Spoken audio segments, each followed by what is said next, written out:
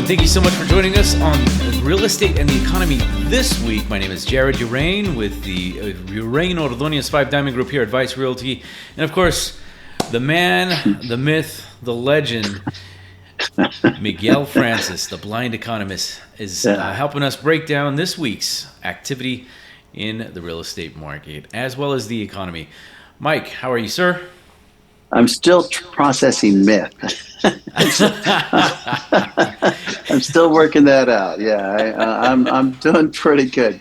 You are mythical. You are mythical in the sense of it's a mystery as to how people can comprehend the things that you do. You're so agile and able. It's a mystery. They're mystified by what it is I choose to do. I think that's more along the line.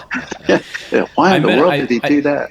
I met one of your friends this weekend, Christopher, and I didn't have to say anything. I just said, I have a friend who lost his sight 15 years ago and is I'm amazed by his capacity. He says, I know who you're talking about. I didn't even finish my sentence. He's like, I know who you're talking about. I said, really? He's like, yeah, it's Mike Francis. I'm like, yeah, obviously. See, you're mythically out there, man. Well, okay, but okay, we won't go. Mythically, unfortunately, we're on YouTube, and my face, I can feel the blood rushing to my face. So that's now you've got some color to go with that green, my man. Oh, right, okay. So this week, in this week's episode, we are going to cover a couple of different things. We're going to talk about, you're going to explain to us what the inverted yield curve, why it's important.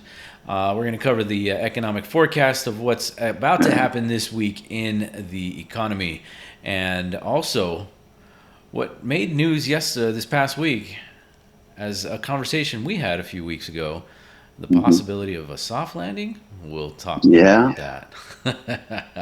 So let's get started. We're talking mythical. Soft landing, that's mythical. Hey, that's the theme of this episode, right? Yeah, exactly. I guess so, yeah. So to get us started, this episode is sponsored by the Uraine Ordonez 5 Diamond Group, where we offer residential real estate services, full services for both buying and selling. In today's marketplace, we know that the times are changing, and many folks are trying to make the toughest decision and purchase of their life. And when it comes down to making that move, you want to make sure that you have the confidence in making the right decision with the right information. So we offer a buyer's consultation as well as a seller's consultation, allowing you the opportunity to get all the information that you need to make an informed choice for you and your family. You can reach out to us at the 5diamondgroup.vegas, or you can reach out to me directly at Jared Uraine across all of the social outlets. Miguel, you are with the Blind Economist. We can contact you where?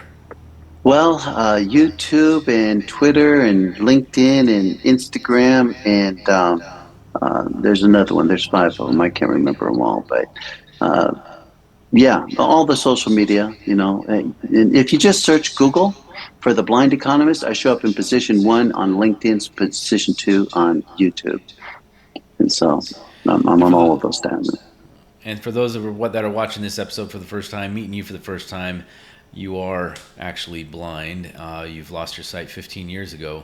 But you've adapted quite well to your situation, and previously you were a wealth manager. Go ahead. I just can't remember where I put it. I'm still looking for it.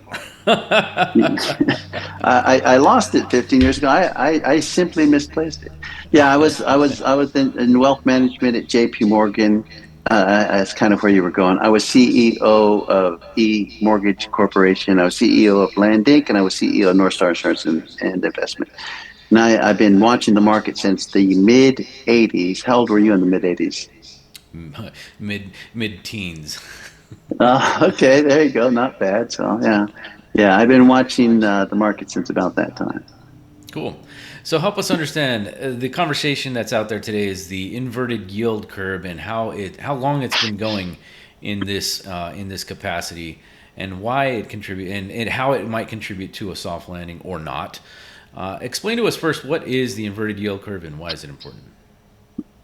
Put it real simply, an inverted yield curve is when you purchase long-term fixed securities that have an equal credit union. How it's supposed to work is if you purchase, let's just make it real simple, 2-year bonds, and you purchase 10-year bonds. When whoever's holding those bonds, whether it be a corporation or the government, if they're going to hold them for a longer period of time, it's obvious that they should be paying you a higher interest rate. And you get a lower interest rate for the 2-year bonds. But that's not what's happening. Right now, the market anticipates a recession. So they're concerned that as the recession comes, the Federal Reserve is going to lower interest rates. By the way, that's not going to happen. But we'll talk about it another time. The Fed's not lowering the rate. But anyway, for some reason, the market thinks they are. So they have no confidence in the 2-year bond market. So they're buying 10-year bonds.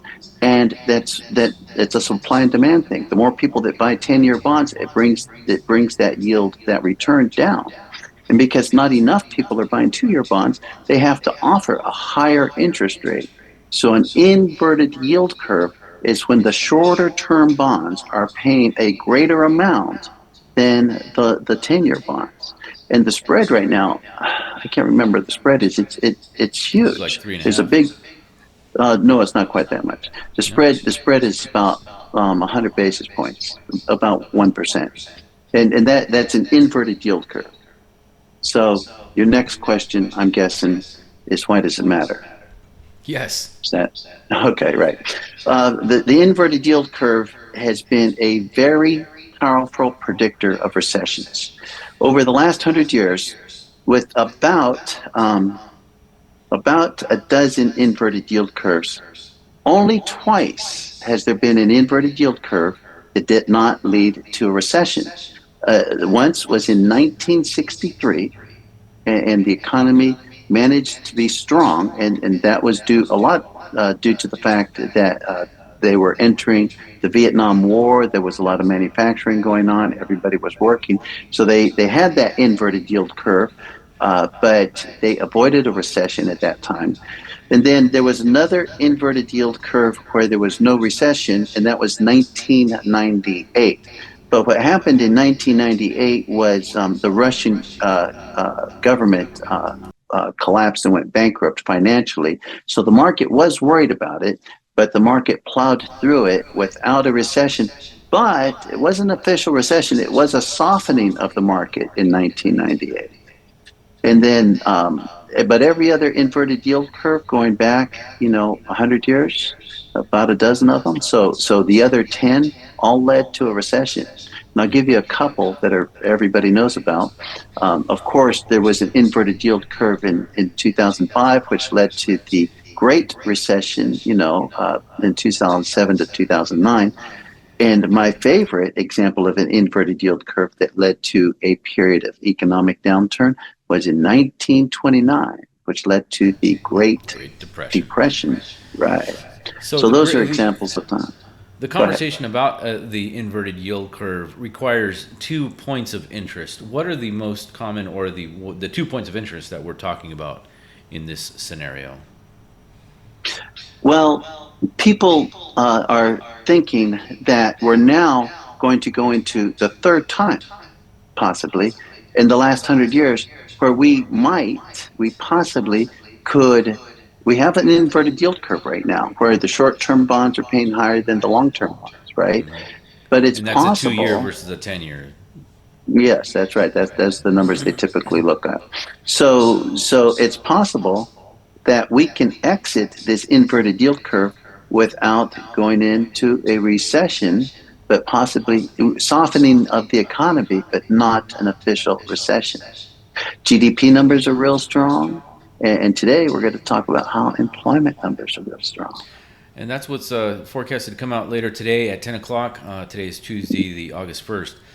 So that is scheduled to actually be announced by the Fed today. As far as what their claims rate was, as well as openings. I'm sorry, job openings this week. Right. How much was job openings? Yeah, 9.8 million jobs is that's forecast. Yeah, I apologize. I didn't mean to catch up. That's huge. 9.8 million. That's down. I think it was. Does it say how much it was last week? I think it was 9.9. Previous was 9.8. Yeah. 9. Oh, it was 9.8. So they're anticipating it to hold steady at 9.8. That's still a lot of jobs that are available because there's only 5.6 million people looking, 5.7 million people looking for jobs. What that translates to is there's 1.6, 1.7 jobs for every individual that's looking. Those are not normal numbers. In a normal economy, there's 1.02 jobs for every person looking. One job, one person looking. That's a match. When you have such a tight economy that for every individual that's looking, there's 1.7 jobs available, that's going to keep the job market hot. That's going to keep it hot. And that Yeah. takes us to our next projected number that comes out on Thursday, right? Initial jobless claims will come out on Thursday. And what? Previous numbers were 221,000 jobless Mm-hmm. claims, and the forecast for this week is 227,000.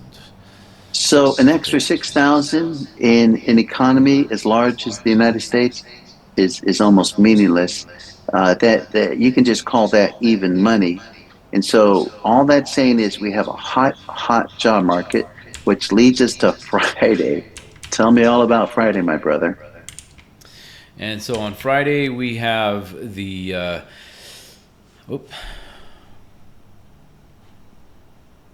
payroll, hourly wages. Nope, nope. We have unemployment at 3.6. Oh, there it is. Duh. Hello. Sorry. It's okay. Good. It's okay. Well, I'm And so mythical, on, remember? So and on Friday, somebody's got to August keep 4th track. at 8:30 a.m., U.S. unemployment rate is scheduled to be announced on there. Previous Right. is scheduled at 3.6, and this week, the same. Right, and I don't see any change in that. You hear reports of layoffs, but what those are higher paying jobs, and those people they're simply making lateral transfers to other industries, and so we're not. Those are headline reports, but they're not really going to impact that 3.6, and that leads us to the possibility of what many are calling a soft landing. A soft landing meaning we're in the inverted yield curve situation and we could possibly exit it. In other words, the Federal Reserve can bring down the inflation rate. This is the hope. This is the hope that they can bring that core inflation rate down to its target at 2.0 without having to create a recession, without having to add an additional 2 million people to the unemployment lines, without having to push that unemployment rate back to 4.5. Yeah. That's the goal. And So, go ahead. it's sort of becoming more probable. I mean, it's never happened. We've never had a soft landing.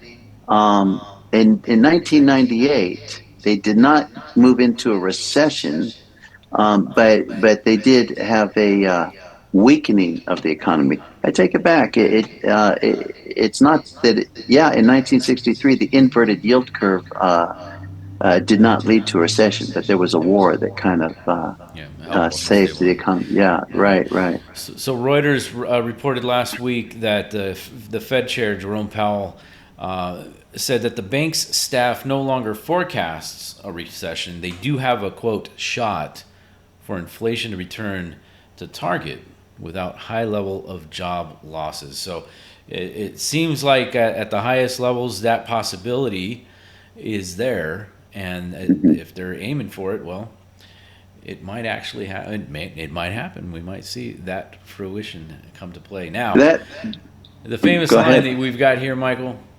is what? It's always best when I'm wrong. So now let me get to the stuff that you want me to be wrong about. Okay, we have we Okay. we haven't covered that.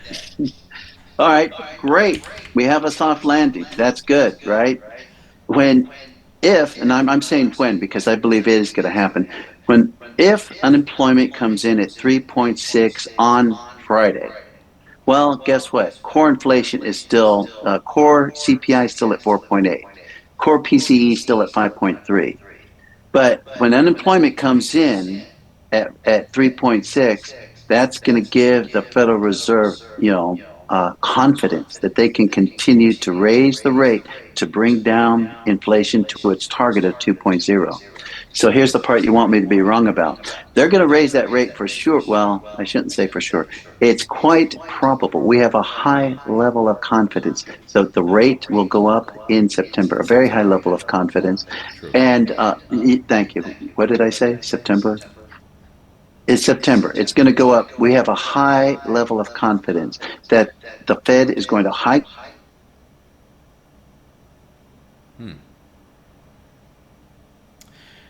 Looks like we might have some technical difficulties here. Not exactly sure what happened with Michael, but he's referring to the rate being raised in September by the Fed.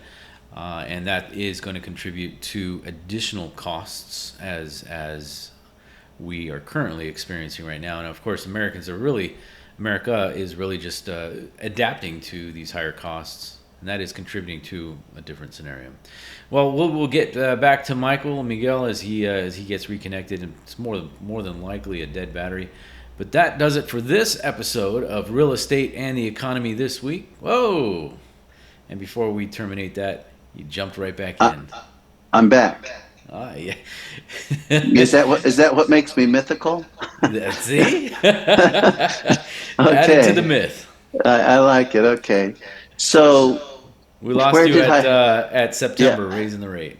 Oh, okay, yeah. Because unemployment is likely to be 3.6, that's going to give the Federal Reserve the confidence to continue hiking the rate. It's highly probable they'll hike the rate to 5.75 in September.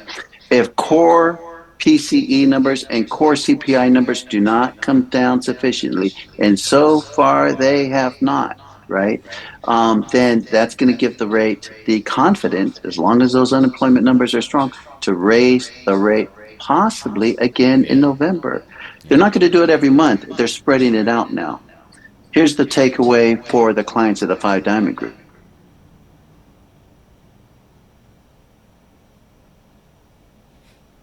All right. So what's the takeaway for clients of the Five Diamond Group is that we do know that rates are going to continue being raised by the Fed throughout the end of this year. Whether it's one or two, the market has already factored in at least one of those adjustments. And if they do two rate hikes, well, then there might be an additional adjustment in mortgages. Which means we do expect rates to continue at the current pricing at around 7% for mortgage rates throughout the rest of this year and likely well into next year. While the economy is doing good and a soft landing might be a very good thing for this experience, we won't know any of that for sure until mid next year. So as far as buying goes, being able to get yourself into a mortgage that you can afford today is going to be something that you want to consider. So make sure you speak with a professional that will be able to help you find the best rate as well as costs when it comes to using a mortgage.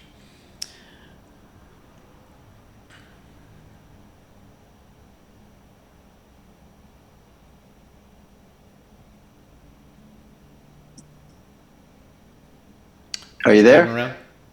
Yeah, your flip the camera around. Got it. Yeah. Is that a phone call or is that a battery issue? No, I lost Wi-Fi. Wi-Fi. I lost cable. Yeah.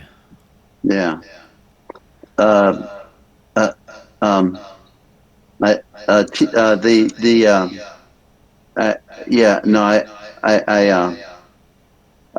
got to find the doggone camera. Sorry about that, Jared. It's all good.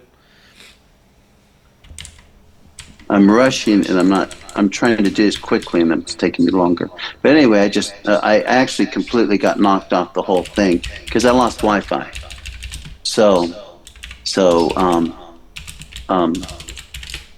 In this neighborhood, it happens about, I don't know, every other day, it drops and it comes back in a few minutes. Can you hear me still? Yeah. Let's just wrap it up with the takeaway for the Five Diamond Group clients. Okay. Did I say did we catch how mortgage rates are going to go higher? Did we say that already? You got cut off right at the takeaway for the clients of the Five Diamond Group. Done. Okay. You want me to pick up there? Yep. Just pick it up from right there. Okay. So the takeaway for the five diamond clients is this, that the Federal Reserve is quite probably, with a high level of confidence, going to raise the rate again in September because they know they're not hurting unemployment. And if that core PCE number doesn't come down, they'll raise it again in November. What that means is that mortgage rates are not coming down. Hopefully, they stay close to 7 and don't go much higher than 7. 7 seems to be kind of a threshold that most mortgage companies don't want to exceed. So don't wait for a better rate. You know, mortgage rates have a very strong upward pressure. Every time you see those unemployments come in strong, know that mortgage rates are going to go up. So if Yeah. you're going to make a move on real estate, Do it don't now. hesitate. Don't Yeah, now's the hesitate. Yeah, time. because Yeah. rates are going to stay like this for this, not just throughout the year, but well into next year at this rate. Well into 2025. Yeah, Sure. Yeah. yeah, Yeah. yeah, Yeah, because it's going to take at least all of next year before they can even do any adjustments in that yeah. regard. So, yep, absolutely. Michael, thank you so much for your insights, man. You are the mythical legend, the rock star. Yeah. Just I'm make sure I grateful for have your rock stars contributions, when man. I make sure I have rock stars in the fridge when I go to your office. You You know. got it, man. You got Yeah, it. Thank you so yeah. much for your insights. Appreciate your time. Where can You they bet, reach my you, brother. man? Well, all the social media I got: YouTube, Twitter, LinkedIn, uh, Meta, and Instagram. I know I was Awesome. forgetting one. Yeah, There yeah. it is. So all the or if you forget all that, just search the Blind Economist on Google. LinkedIn is number one, and YouTube's number two. You'll find me. Real Awesome. simple. And since this episode is real estate and the economy, it is August 1st, and our preliminary information is trickling in. We will have better numbers next week with hard data. But at the moment, all of the indicators, new listings, total activity closed, as well as current activity, are all down by Mm. about 500 to about 800 units each. We still have a few days to kind of let everything wrap up and lock in those new numbers, but all indications are pointing to what we've been saying all year long. We're going to keep steady as to where we're at, and maybe just a continue gradual cycle downward into December as expected. How much that will impact, well, we'll wait and see for the remainder of the year. We'll have harder numbers for you next week when we get all that data here locally as well as nationally. Thank you so much for tuning in. My name is Jared with the Uraine Ordonez 5 Diamond Group here at Vice Realty.